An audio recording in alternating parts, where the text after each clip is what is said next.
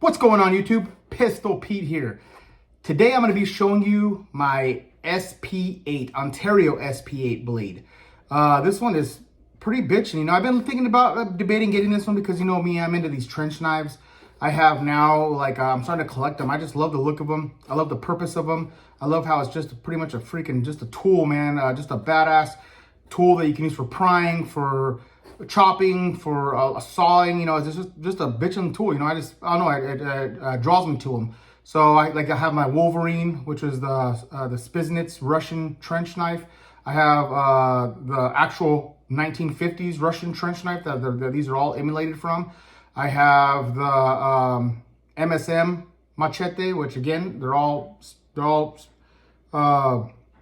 either spin-offs or replications somewhat of the original Spiznitz Russian trench knife. And now this SP8, which is another style. Oh, I also have the Becker BK3, which is like the tack tool. And again, they're all trying to copy somewhat of that blade. You know, they're somewhat like, you know, people are, oh, no, it's not. They are. They're all going to be something similar to what that is. They're going for that same thing. And so this one did come. I wanted to get an older version. I like the older ones anyway. So the older version, SP8 came with the box when I ordered it off of eBay. Pretty bitchin'. Has a pretty nice sheath. I actually like this sheath. You know, it's a little bit of both. It has leather, but it also has, it's like a leather slash vinyl type combo here. And it just buttons in here, the 3 buttons. And has a button lock up here. Has a little bit of a dangler here. Put on your hip so you can twist it towards you and pull it out whichever way you want. All leather. It looks like it's just well constructed. Really well constructed. Has a little lanyard attachment here to tie it to your leg if you wanted to. Just nice. I mean, the whole thing looks, the riveting, everything looks nice, thick, generous leather, generous belt loop if you have big belts. Stitching looks on point. Awesome sheath. A+ for the sheath. And like I said, I did get this new, even though it's an older version, I got it new. And I'll show you what I mean by older version. So, take a look at this beast. 1/4 inch thick of 1095 high carbon steel. And you can see here, this is what I mean by the old one is these are stamped in. These are cold rolled stamped in. The branding on both sides, Ontario, USA, which I like. I like that better than the etching when it's etched in. Etching is not bad, but I don't know why. I just like it. I like the older version. I think these are a little more collectible in my opinion. So pretty bad. You know, and the saw is more for notching more than sawing. It's more for notching because it's kind of smooth. It's not as aggressive as like other ones that I have and seen. It does have an edge up here, which is pretty damn sharp. Of course, edge here all along the whole here is all sharp, all sharpened. Nice Kraton rubber handle. These don't bother me. Some people complain about them, but I think they're pretty nice. It doesn't bother me. It looks like here, so you have about a 10.5 inch blade length, about a 5.5 inch handle. Just absolutely a beast, And this straight up tool, man, this thing's awesome. So I think this one I'm gonna keep like it is. I'm not gonna do a demonstration on it just because it's brand new, never used, old stock. And for collection purposes, I'll keep this one like it is. And maybe if I find another one cheap, even a used one, I'll pick that up and do a hard use review on a used one. Or a newer version that I find cheap. But this one here was just in such good condition. I was like, man, and for being an older one with the box and everything, it's like, nah, this is a collectible now. Especially now that Ontario is out of business. But I love it. I love the look of it. Like I said, it's straight up tool, man. This thing is just badass.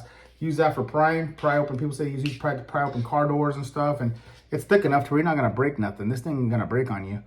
And if you go look at other content creators' reviews on this, they have nothing but just awesome things to say about it. They just say, you know, it's straight up tool, man. This thing's a straight up chopper, baton's super good club. You know, for the baton or clubbing, same thing. Use a club, like go through a log, boom. This thing just splits it like nothing. I never hear of this one ever breaking. Anyone's I've seen, you know, I've heard of other Ontario knives busting or shattering or breaking, but I never heard of this one breaking other than like Joe X that purposely breaks them. But I've never seen anyone using this, trying to chop or baton and break it on, you know, by accident. So, yeah, I mean, so this thing is a tank, freaking tank of a knife for that type of steel, 1085. And then back in the day when you could get these, they went for like 70, 80 bucks, which is still for something like this. Now, if you can find them on the secondary market, you can find them on eBay. If you're lucky, You can find them for around 110, 120 bucks. If you're not lucky and you're just willing to pay whatever to get one, you could pay up to, I see them on there right now for like 180, 190, around 200, a little under 200. So, if you wait and be patient and look around, you can find them for around 110, 120. So it went up a little bit, but it didn't went up that much. This isn't that popular of a blade just because I think it's straight up more of a tool than it's not really that artistic of a blade, right? It doesn't really draw the eye, but me personally, I love these style blades, man. These just functional, crazy, just weird designs. I love it. Does have like somewhat of a troll here, so you can kind of choke up on here. And these are, like I said, these aren't aggressive, so you can even push back on here to do, do a little shaving if you need to, grab under. So that's kind of cool, That's what it goes down here. They just, not too bad. I kind of like that feature. And the handle looks good. I like Ontario's handles. They're, a lot of people bitch about them, but I think they feel good. They feel, when I've chopped with it, when I had my, if you go back and watch my review on the Ontario SP8, same handle, and that feels great. It didn't have any hot spots, didn't get any blisters or anything. So, and I've used it to chop wood a few times, chop branches up and stuff, and never had a problem with it. So, I like their handles. It doesn't bother me none. The only thing that I don't like about them is they're not customizable like the Beckers, right?